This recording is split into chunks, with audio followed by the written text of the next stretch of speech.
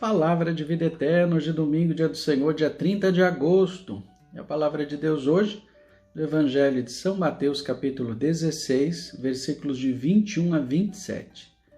Naquele tempo, Jesus começou a mostrar a seus discípulos que devia ir a Jerusalém e sofrer muito da parte dos anciãos, dos sumos sacerdotes e dos mestres da lei, e que devia ser morto e ressuscitar no terceiro dia. Então Pedro tomou Jesus à parte e começou a repreendê-lo, dizendo: Deus não permita tal coisa, Senhor, que isso nunca te aconteça. Jesus, porém, voltou-se para Pedro e disse: Vai para longe, Satanás, tu és para mim uma pedra de tropeço, porque não pensas as coisas de Deus, mas sim as coisas dos homens. Então Jesus disse aos discípulos: Se alguém quer me seguir, renuncie a si mesmo, tome a sua cruz e me siga. Pois quem quiser salvar a sua vida vai perdê-la, e quem perder a sua vida por causa de mim vai encontrá-la. De fato, que adianta ao homem ganhar o mundo inteiro, mas perder a sua vida? O que poderá alguém dar em troca de sua vida? Porque o Filho do Homem virá na glória do seu Pai com seus anjos, e então retribuirá a cada um de acordo com a sua conduta. Palavra da salvação. Glória a vós, Senhor, que as palavras do Santo Evangelho perdoem os nossos pecados. Amém. Domingo, dia do Senhor, dia em que nós nos reunimos em torno da mesa da palavra, da Eucaristia e da nossa casa, com a nossa família. A palavra de Deus hoje ela é continuação do Evangelho de domingo passado. Estão lembrados?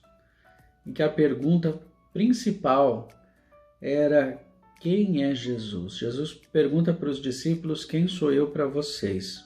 E Pedro responde: tu és o Messias, o Filho do Deus vivo. Pedro acerta, só que Jesus ainda lembra: não foi um ser humano que te revelou isso, mas foi o Pai que está no céu, foi uma revelação. Por que ele disse isso? Porque mesmo Pedro acertando, de fato é o Messias, o Filho do Deus vivo, mas Pedro não tinha ainda consciência do que estava respondendo. Não é? Porque a imagem que eles tinham de Messias é completamente diferente do Messias Jesus. Porque quando se falava em Messias, lembra-se de alguém que veio para ganhar, vitorioso, um rei todo-poderoso, que ia eliminar os inimigos, enfim. E hoje, Jesus, dando continuação, nós temos ele dizendo da morte, do sofrimento, da perseguição. Eu preciso ir para Jerusalém, porque lá eu serei perseguido, serei morto. E aí, a cabeça de Pedro ela entrou em choque, porque Jesus é o Messias, só que ele está falando em sofrimento, em morte. Como que é isso? Não se encaixava o Messias que ele tinha na cabeça e o Messias que Jesus estava dizendo que era. E aí então Pedro chega para Jesus e diz: olha, que Deus não permita tal coisa, que isso não te aconteça. Jesus chama a atenção de Pedro. E feio ainda: olha, vai para longe, Satanás, porque tu não pensas as coisas de Deus, mas as coisas dos homens. Quantas vezes nós também seguimos os nossos prazeres, as nossas vontades, por interesse, por egoísmo, a fim de privilégios, a fim dos primeiros lugares. Quantas vezes também nós não pensamos as coisas de Deus?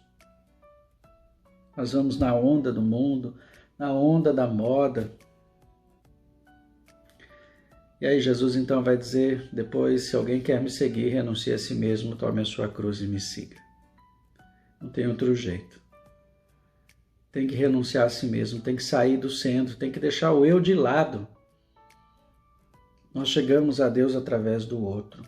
Nós nunca seremos felizes, nós nunca descobriremos o sentido da vida mesmo se não passar pelo outro, se não perceber que o outro existe e precisa de mim. tome a sua cruz. Abrace a cruz de Cristo, que é uma cruz que gera vida, que é uma cruz sinônimo de amor, de serviço, de entrega. Renuncie a si mesmo, tome a sua cruz e me siga. E aí o Evangelho termina, com a chave de hoje. É perdendo que se ganha, é morrendo que se vive. Para ganhar é preciso perder. Para viver é preciso morrer. Morrer para tanta coisa. E não há exemplo maior que Jesus, que perdeu sua vida para que a gente pudesse ganhar a vida. Morreu para que a gente pudesse viver eternamente. A ressurreição, o céu, graças à entrega, à perda, à morte de Jesus. Uma morte que gera vida, assim também deve ser a nossa. Que possamos passar por aqui fazendo bem, fazendo a diferença, deixando de lado o nosso eu, o egoísmo, e vivendo intensamente cada momento que Ele nos concede, a cada dia que venha a ser presente de Deus. Deus abençoe, Deus proteja você, esteja sempre aí atentos aos cuidados que você deve ter com a sua família, com seus pais, com seus avós, com seus irmãos, com seus filhos, enfim. Nesse tempo de pandemia, nesse tempo tão difícil que nós estamos vivendo, que você aprenda a perder para ganhar. Deus te abençoe. Em nome do Pai, do Filho e do Espírito Santo. Amém.